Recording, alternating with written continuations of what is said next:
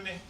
Við erum hérna þröngt með að sáttir sitja, við erum eins og þið sjáið hérna með aðeins öðruvísi snið á húsinu. Búðin er komin inn í fyrirlestarsalinn og þetta er allt honum Ragnar að kenna sem að yfirtók sem sagt þessum að búðin var og þetta er bara svona, við breytum aðeins til. En það er bara gott vegna þess að þetta passar akkurat fyrir þennan góða hóp sem hingað er komin að hlusta á Bryndísi Hafþórsdóttur, listfræðing. Nú, við höfðum upp á henni hérna, þegar við vorum að huga að þessari sýningu að fá einhvers konar sérstakt sjónarhorn á verk Ragnars vegna þess að hún hefur svolítið sérstakar hugmyndir þau sem koma á svona annarri átt og er verulega skemmtilegt innlegg í umræðina í kringum verkinu Ragnars. I'm going to switch to English because your lecture is going to be in English. You just graduated from California College of Arts as an art historian, am I right? Yeah. And you have a fresh thesis, fresh ideas about the work of Ragnar Kjartansson and in fact other artists. And we were very curious about your input into this exhibition of Ragnar Kjartansson, God, I Feel So Bad, which has been here since for a month now and will continue until the end of September. My name is Markus and I'm the curator of the exhibition and the head of exhibitions and mediation here at the museum. And I'm very proud to introduce Bryndís. I got to know her through her thesis work and was very curious about her ideas about Ragnar's work. So I'll just give the word to you without further introduction. Welcome and enjoy. Thank you.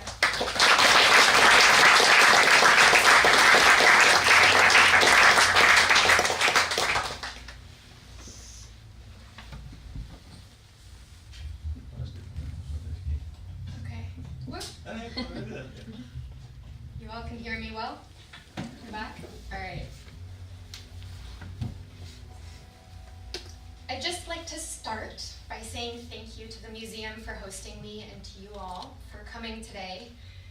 It's such an honor to be invited to speak at the Reykjavik Art Museum in conjunction with this, the first major solo museum exhibition of Kjartansson's work at home, as we say in Iceland. In some ways, this homecoming of Kjartansson's is overdue. Kjartansson has been so prolific, so consistently successful abroad that it seems absurd that the Icelandic art scene hasn't pulled him back in close for a proud mama bear hug sooner.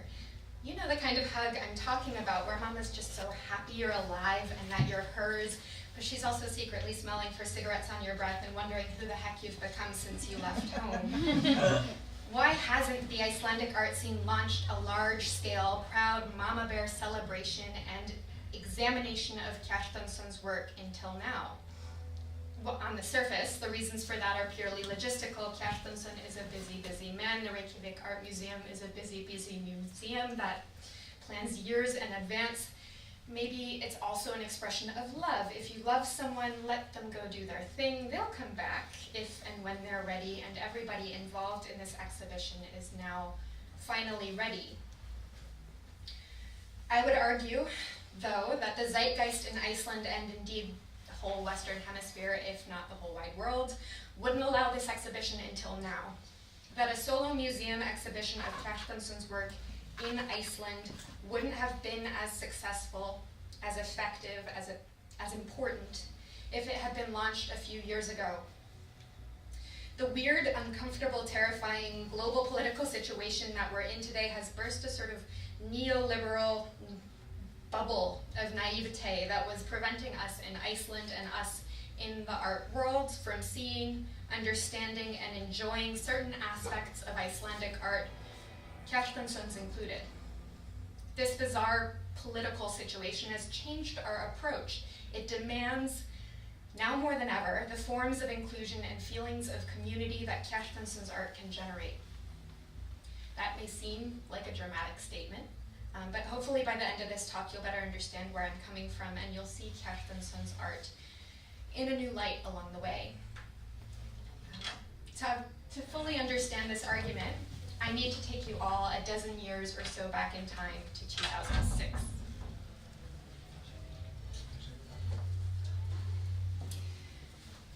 As many of you know, my father is He's Icelandic and my mom is American. I lived the first 15 years of my life in Boston, Massachusetts. And then in 2005, 2006, my dad got his dream job here at this very museum as the director, and he moved my family across the Atlantic. As a recent returnee, trying to insert himself into the Icelandic art scene, my dad spent a lot of his time the first few months after he got here going around to all the art spaces in the greater Reykjavik area, meeting all the players that had popped up during the time he was in Boston. This was a significant time for me too. I was also trying to meet people, trying to understand and insert myself into the culture here, which was proving really difficult.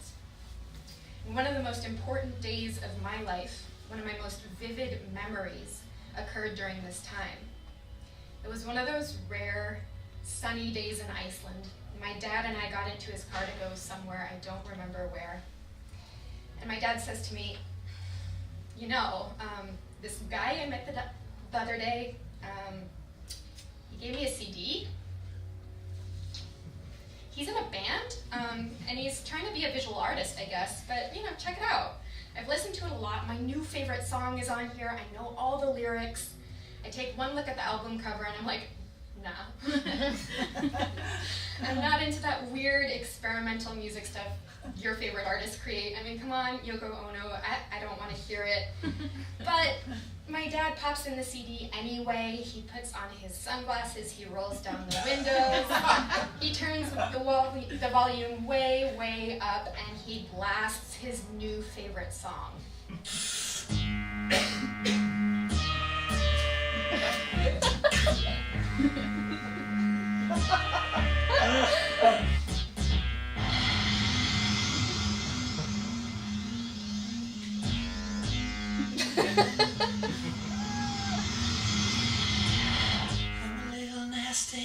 I'm a nasty little boy. I'm a little nasty, I'm a nasty little boy. I'm a little useless, I'm a useless little toy. I'm a little useless, I'm a useless little toy. Ow! Okay.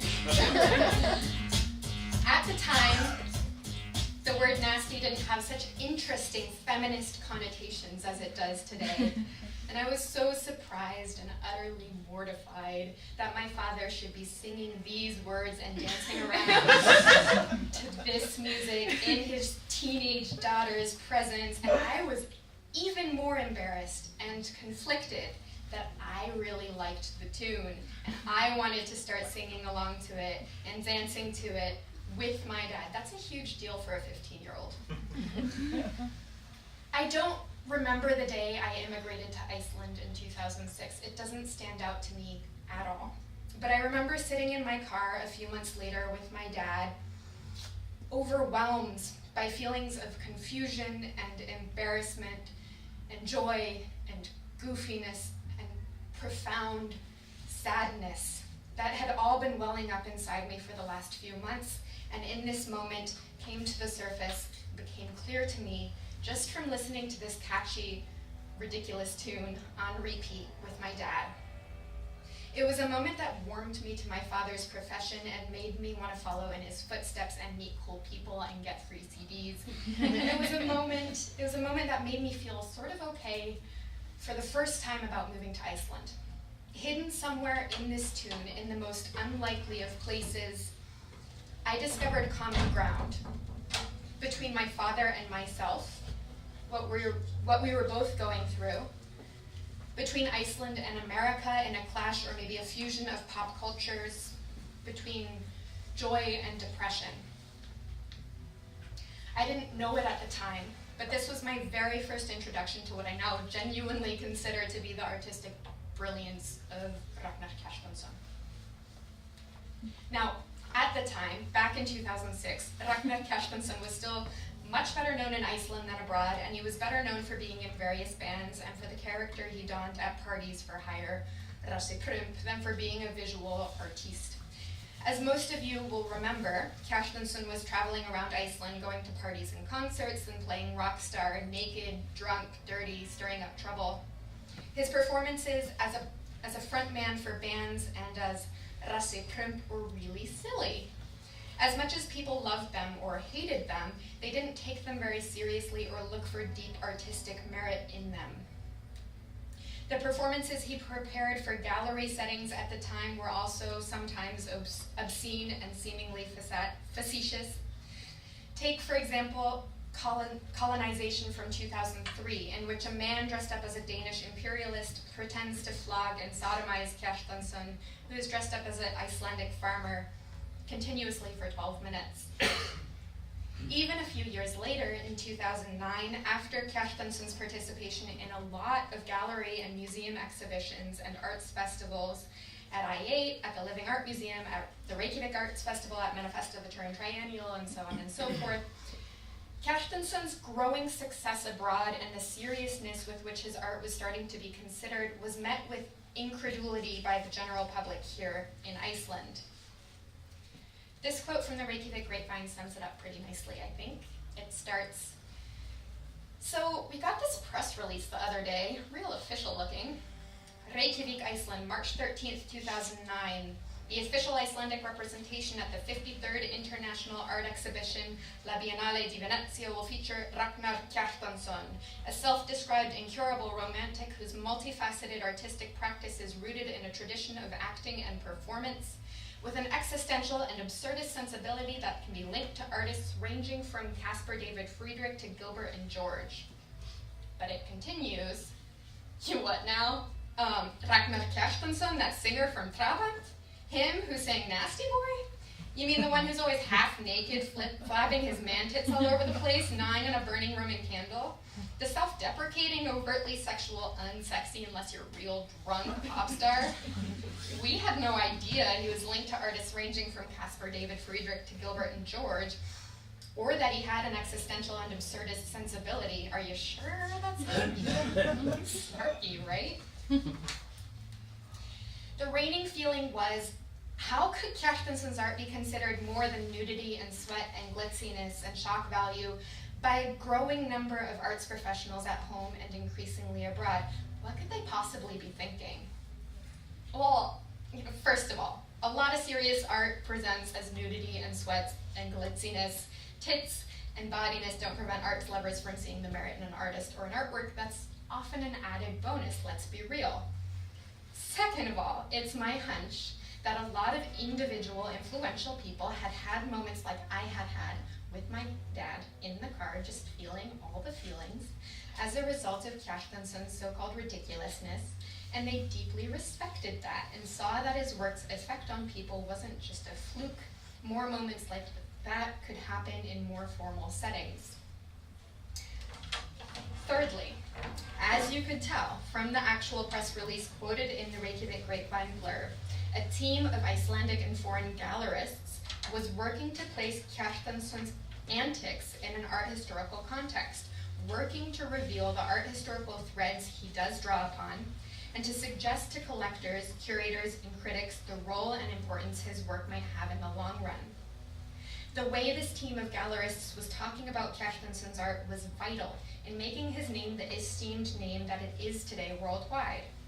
Kjartansson's art speaks for itself, of course, 100%, but nonetheless, it has an important group of people speaking for it at all times too, and shaping the rest of the world's expectations of it. Their press releases, their interviews, their articles were and continue to be strategic.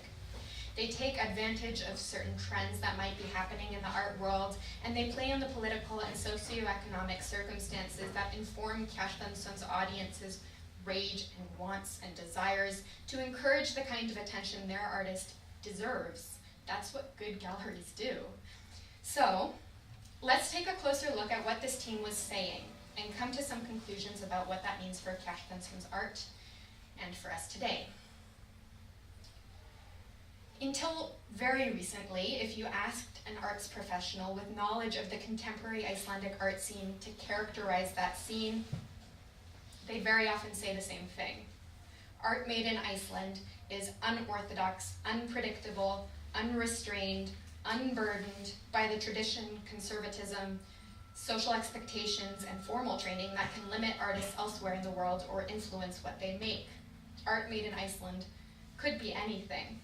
In 2015, Frida Björk Ingvarsdóttir, the Dean of the Iceland Academy of the Arts, wrote that art made in contemporary Iceland defies the norms of aesthetics and crosses the borders of language and culture. It doesn't ask about nationality or other constricting categorizations, so it represents Icelanders not as citizens of Iceland per se, or as Lutherans, liberals, etc., but as, quote, participants in a wider context. What characterizes Icelandic art, according to Frida Björk, is that it doesn't characterize itself. It doesn't automatically label itself or come across as Icelandic or as anything else. In an interview with the Reykjavik Grapevine from 2014 titled Icelandic Art, If There Is Such a Thing, Börkur Arnarsson, who represents Ragnar Kjartansson at Gallery I8, maintained that Icelandic artists, presumably Kjartansson included, are unfettered by tradition, discipline, and context. The implication is that in some countries, artists continue to unite around established local conventions, but in Iceland, there aren't any. There's a freedom to try whatever you want and to get away with it, he says. According to Börkur, Icelandic art is experimental, so it contains nothing in it that identifies it as particularly Icelandic. He says, quote, "It's a cliche to say that I8 is a gallery without borders, but a lot of these artists, these Icelandic artists we represent, they're living around the world." And then he casually poses a really crucial question. Does it really matter where people are from at this point? For cultural critic Richard Vine, who is what we would call an Íslandsvinur and is familiar with the work of Icelandic artists, the answer to that question would be a resounding no, it doesn't matter. In New China, New Art, which he wrote in 2011, Vine argues that, quote, "For better or for worse, the Chinese avant-garde has merged into the international monoculture, a realm where artists from Prague to Mumbai, from Sydney to Reykjavik, absorb a ubiquitous popular culture, address similar critical issues, and use a common visual language." He suggests that across the globe, regional art forms are giving way to edgy, formally diverse styles that transcend geopolitical boundaries. Vine perceives the same sense of uncertainty, instability, and radicalness in Icelandic artists' work as he does in Chinese art, for example. He suggests that contemporary Icelandic artists use the same visual language as Chinese and Czech and Indian and Australian and American and Canadian and Mexican and Honduran and etc. artists do. This discourse says there is no such thing as Icelandic art. Kjartansson's art isn't Icelandic.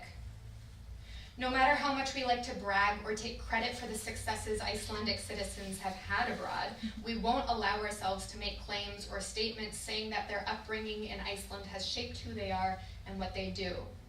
That would be essentializing. That would be nationalistic.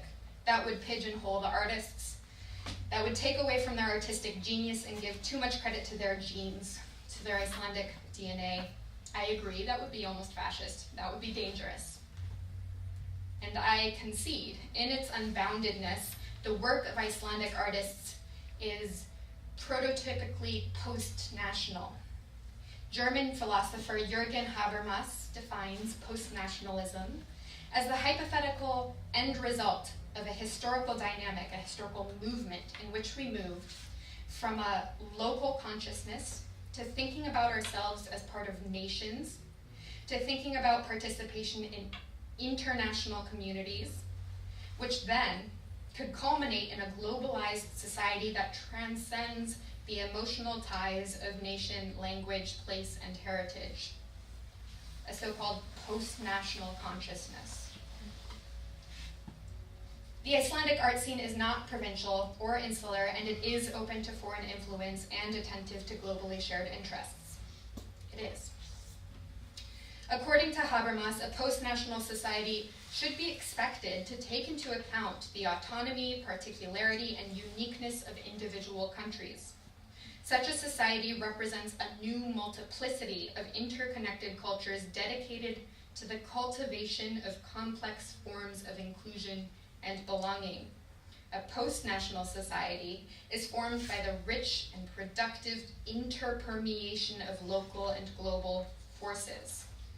But When Börkur and Frida Björk and countless others claim that art made in contemporary Iceland, or anywhere else for that matter, is unencumbered by local tradition, they suggest that its significance and global relevance derives from and depends on the insignificance and irrelevance of its local borders and history. They locate art made by Icelanders at the extreme end of a spectrum, safely out of the reach of nationalism, but also far beyond post-nationalism, at a point where local and national influences are not just de-romanticized as they should be, but totally devalued and perhaps even non-existent. If you think about it, Iceland's cultural identity hasn't disappeared into that of a globalized community or dissolved into that of mainland Europe.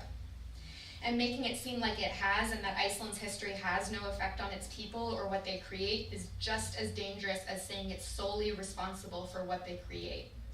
When we interpret art within an exclusively global rather than post-national framework, certain cultural nuances are lost or misunderstood, as are the emotional ties and forms of inclusion that those cultural nuances generate.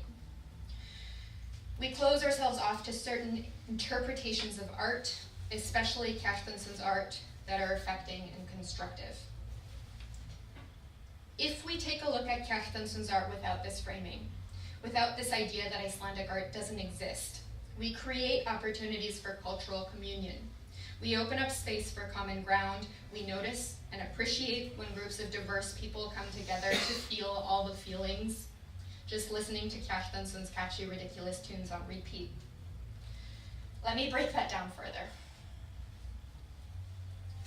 For the past 15 or so years, Kjartansson has followed a specific artistic strategy.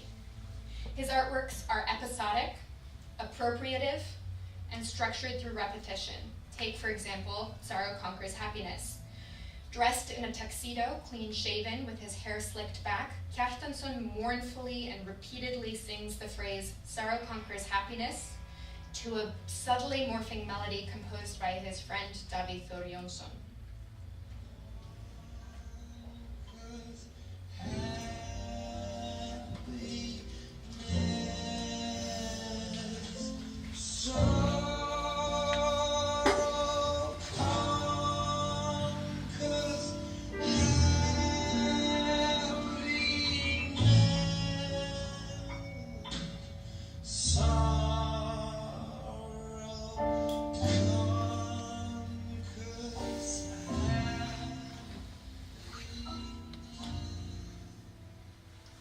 Once Kjartansson completes his rendition of the song, he begins it again.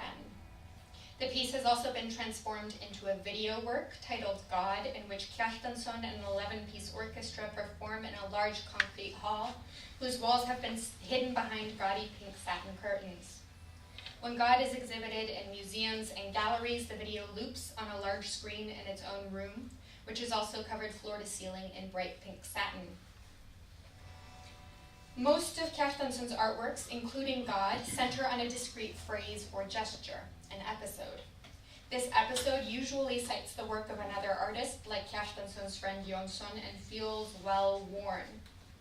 The words "sorrow conquers happiness" call to mind stereotypically depressed Scandinavians, like the Norwegian painter Edvard Munch or the melancholy Dane Hamlet.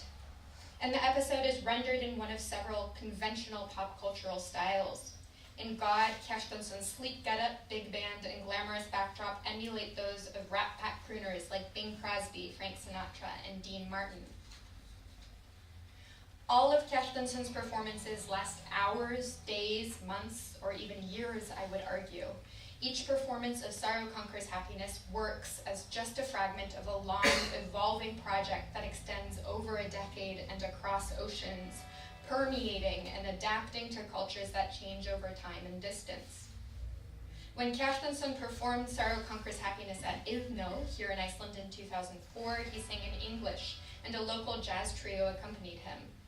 But when he sang in an elegant train station in St. Petersburg, Russia in 2014, his performance took on a different tone. He sang in Russian, supported by a chamber orchestra and choir. Now, because art critics and curators operate on the premise that Icelandic art has no local precedent, that it doesn't exist. They search for theoretical frameworks and art historical movements that developed internationally that might help them analyze Kjartansson's art. So they often associate specific elements of Kjartansson's strategy with the primary features of international postmodernism. They associate his use of other people's work and style with pastiche, and his work's episodic looping with a schizophrenic conception of time. For example, that means that Italian curator Cecilia Alamani interprets Kjartansson's donning of the guise of the Rat Pack crooner in God as detached and empty mimicry, maintaining that it preserves none of the masculine or romantic connotations that originally saturated the Rat Pack style, and it doesn't generate any of its own either. She compares Kjartansson's work to a cabaret performance by a vaudevillian idiot savant. It's interesting, entertaining, even soothing and reassuring, but it's deliberately meaningless. Understood within a postmodern framework, Kjartansson's work, according to Alamani, represents an impasse in which elements of the past are neutrally replicated, like in a factory, without nostalgia or special concern for their import. They're just there.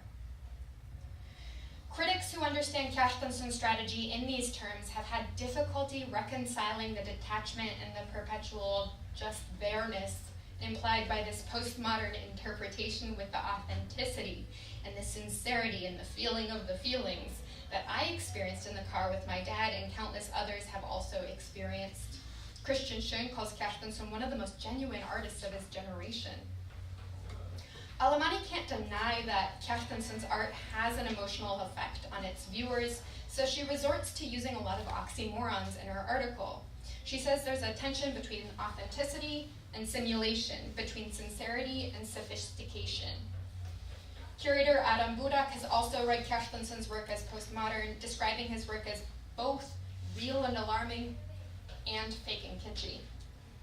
While the contradictions that Alamani and Budak list make for interesting analysis, I think it's unnecessary to invoke oxymorons to reconcile Kjartansson's strategy with the earnestness Schoen and others celebrate, and I think it's a sign that we need to find another interpretation that will help clarify things.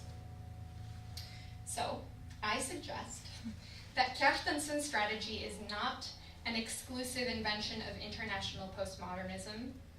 It's also a reworking of Icelandic pre-modern mechanisms in the context of contemporary globalization. Kjartansson's art is not only a product of the globalized world we live in, Kjartansson and his art are also Icelandic. So what does that mean? Let's set aside Kjartansson's status as an internationally renowned artist for just a moment and admit that he has an Icelandic heritage. The structure of Kjartansson's artworks and the way in which he performs them subtly but pervasively resembles those of pre-modern Icelandic performers. Iceland celebrates a long storytelling tradition. For almost a millennium, Icelanders passed down stories orally, often in the form of melodic alliterative poetry. Even today, Icelanders perform traditional poems and informally compose alliterative verse to commemorate notable events. For example,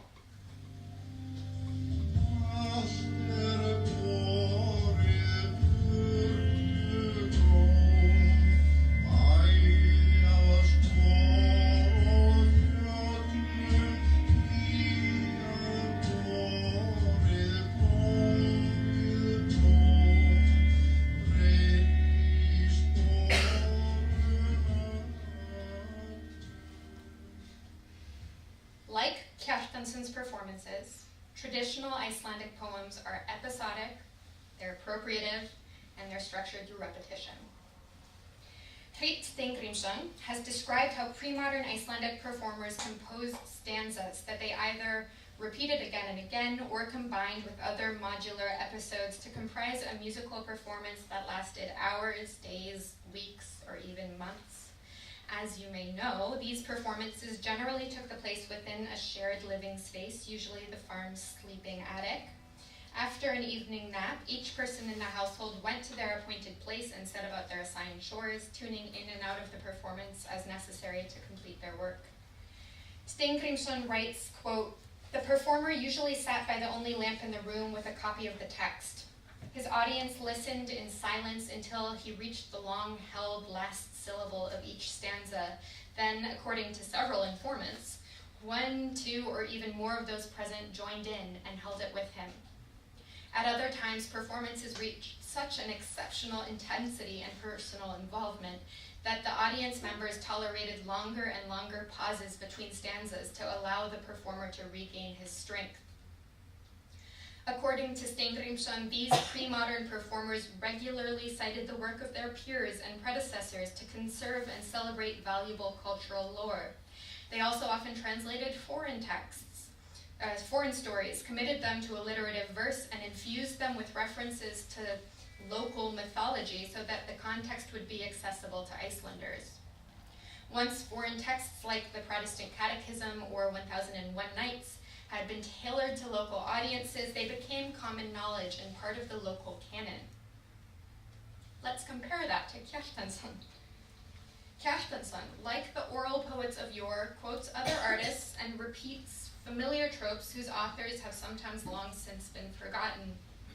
He chooses stories from both Icelandic and foreign sources and retells them. In Sorrow Conquers Happiness, he introduces Jonsson's melodic progression and reminds his audience of Rat Pack performances.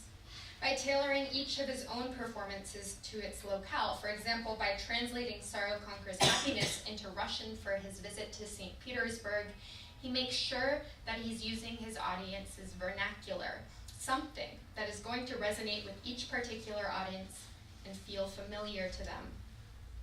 Through repetition, he familiarizes his listeners further with his performance's content. In doing so, he not only adapts his peers' and predecessors' aesthetic for the benefit of his own song and performance, but he also places himself within a rich cultural lineage while simultaneously converting international pop culture into something canonical. This strategy works especially well because the conditions of pre-modern oral performances recall those of contemporary fine art installations and performances, which are generally unavailable for private perusal at home and are typically affected by viewers' freedom to wander in and out of a venue, as well as by the interference of noisy crowds. By performing songs repeatedly, Kjartansson displays a tolerance for these conditions.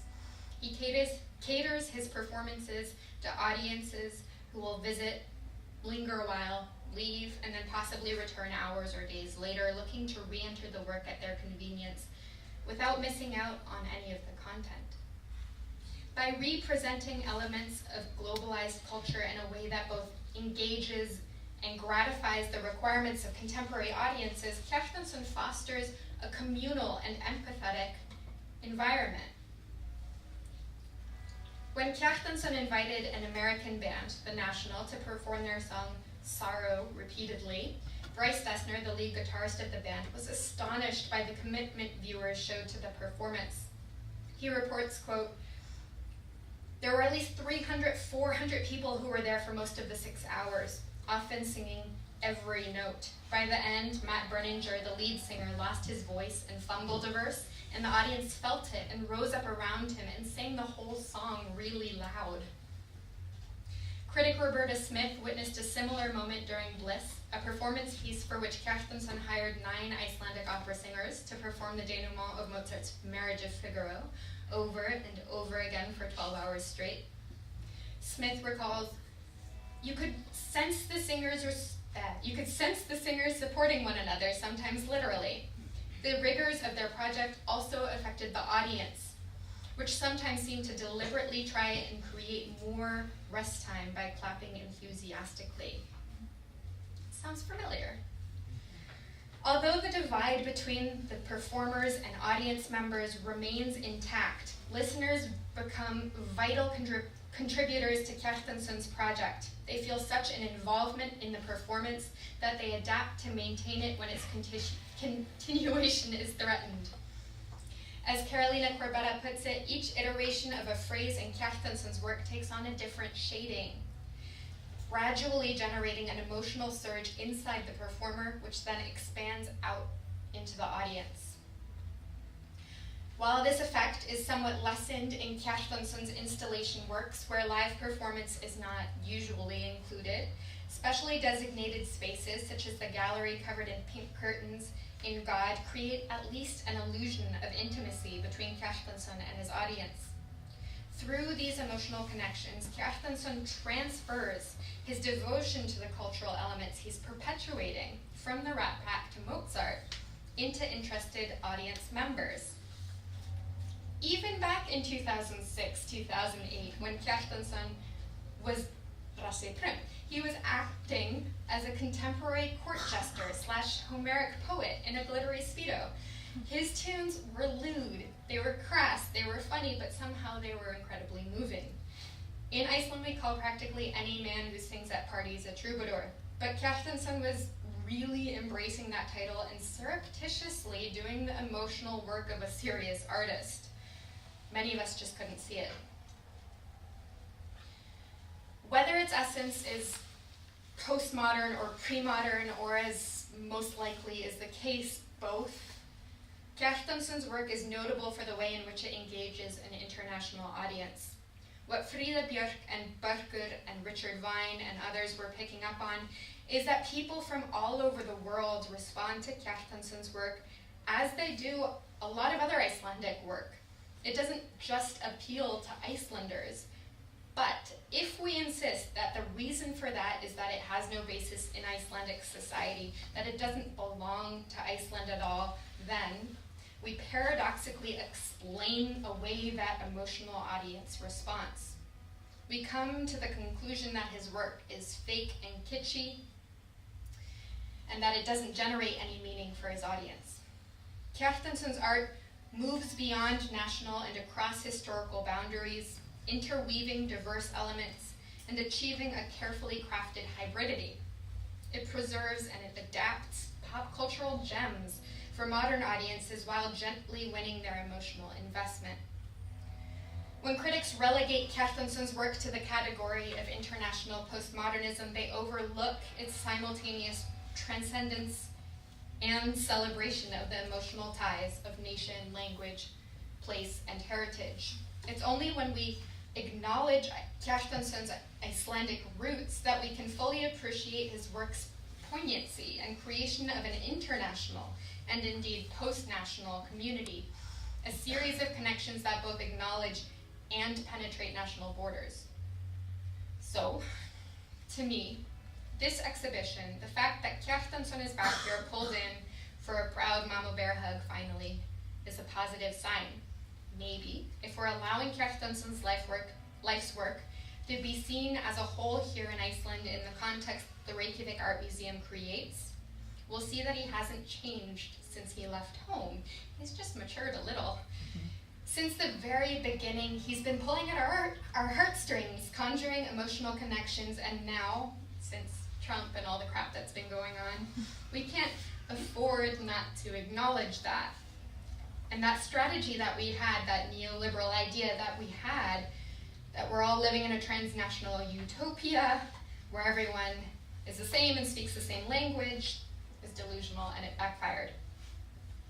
And the ramifications that idea had in global politics, which are obvious, but also for critics and curators and the way we understand art, can't continue. We're starting to realize that we need to find and appreciate and take advantage of moments of cross-cultural communion and common ground and the feeling of the feelings, wherever we can find them, even in the most unlikely of places.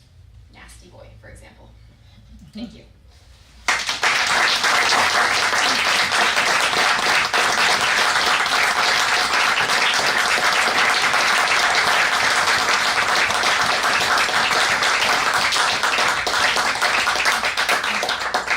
Thank you so much, Bryndís. Very interesting.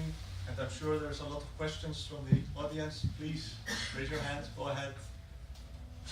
Yes, sir, Bob. Now's the time. I'm also happy to speak to anyone afterwards or through email. I can give out my emails. I like talking about this. Thank you all. Come on, guys. Okay.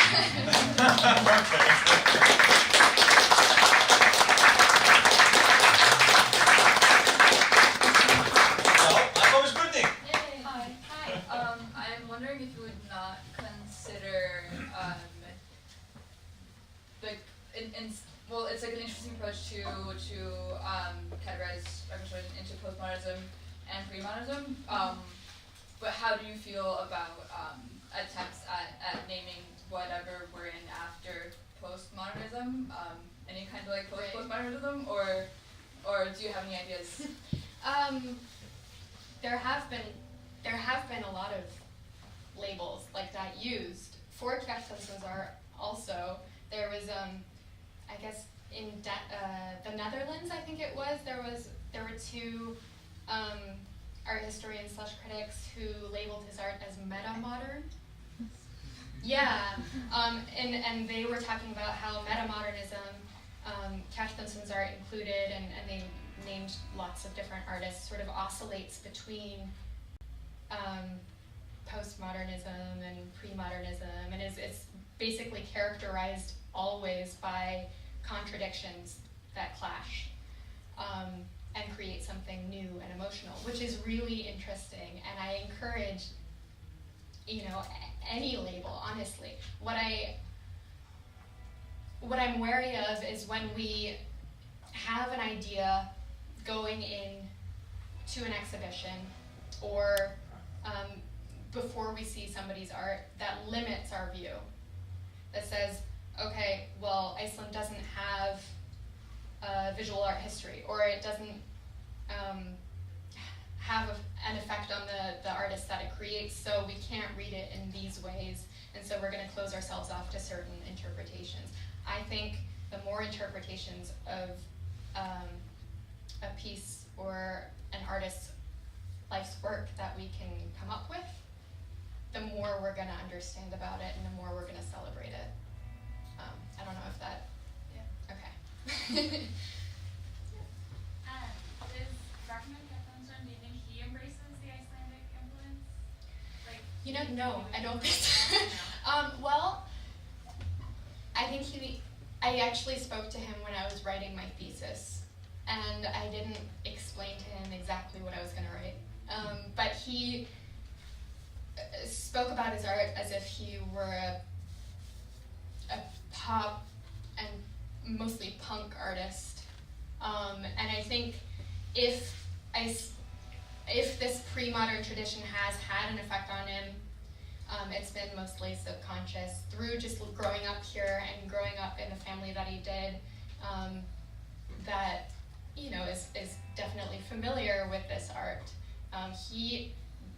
I know he's come across it many, many times. Of course, the piece upstairs, World Light, is about a poet who writes and reads poetry in this format.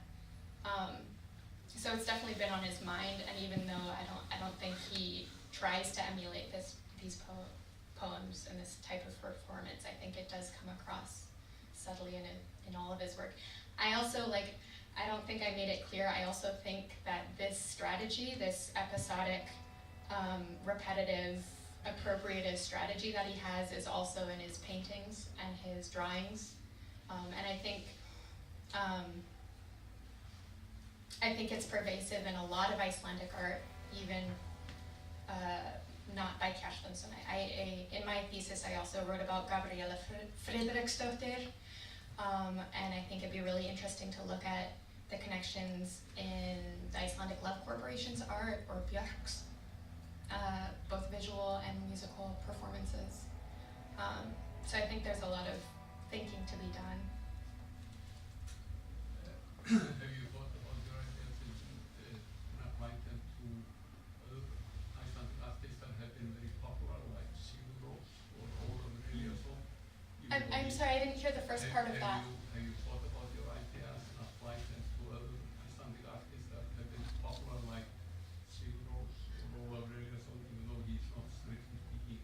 Right. Well, I do think, the only other artist that I've been able to spend a lot of time doing that with is Gabriela Friðriksdóttir's work. She was half of my thesis. But originally when I started thinking about this idea and started doing research, I wanted to also write about Björk, and I wanted to write about the Icelandic Love Corporation. so I had done some research and I have thought about that a little bit. But I definitely do think it's worth looking at Ólafur Elíasson's work, and it's definitely series and repetition, and it's all there. It is. I would love to be able to do that. I encourage other people to do that, but I don't know that I'll have all the time in the world to do so, unfortunately. Help me out, guys. Do it with me.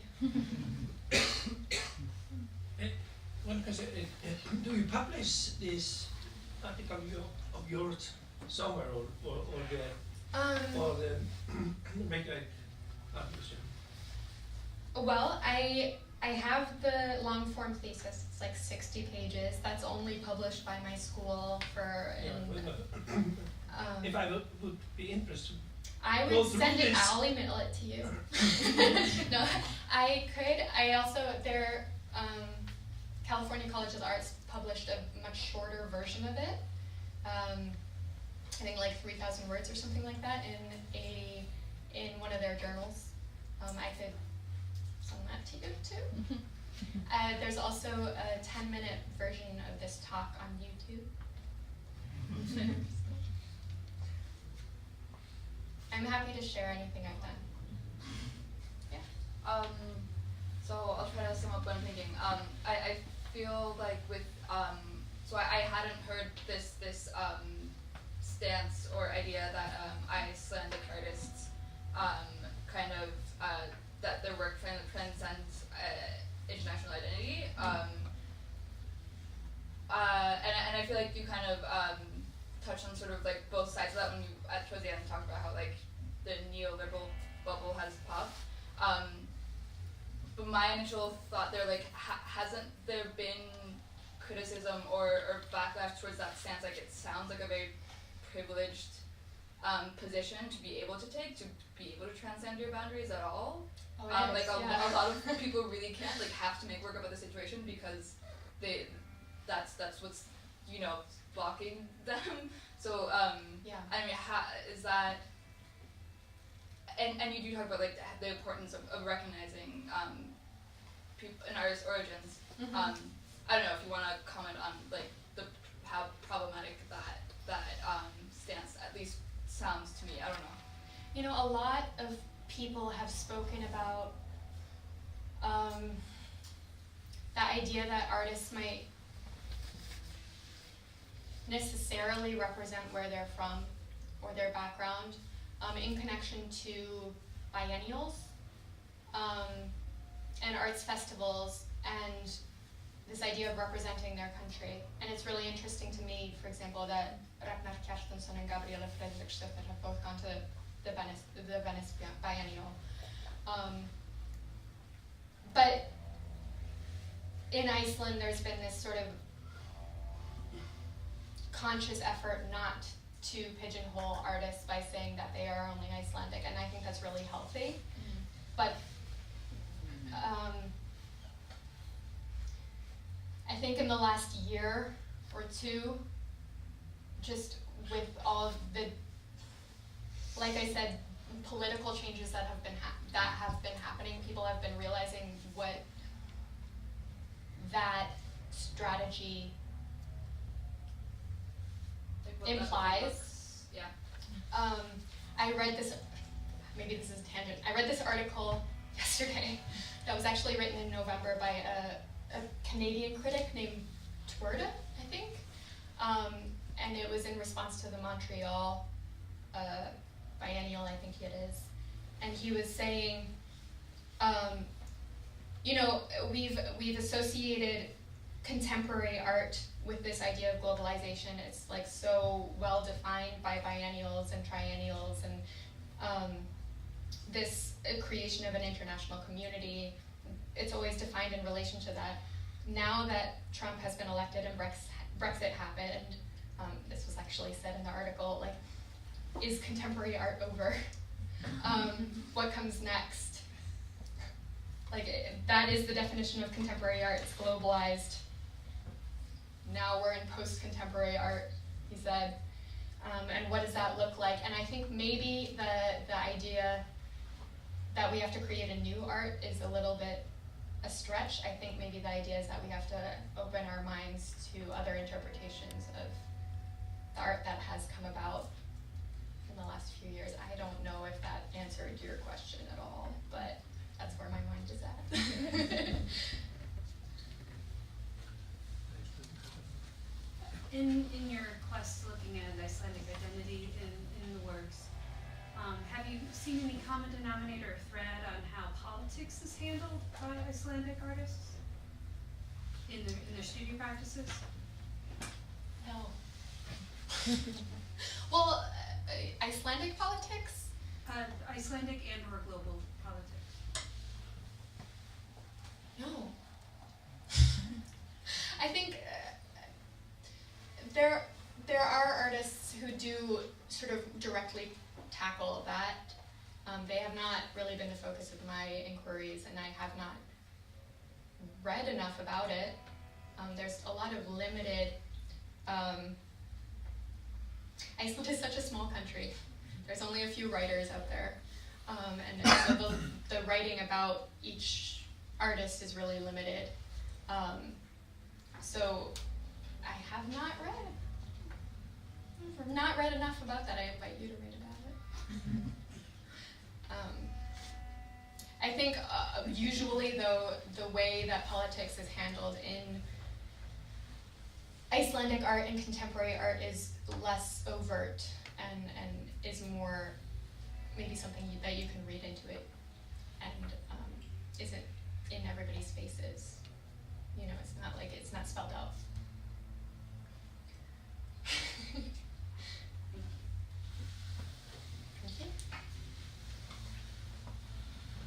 Okay, so thank you for opening it up for a little bit of a conversation. Yeah, Thank you. good And thanks question. again for a good talk.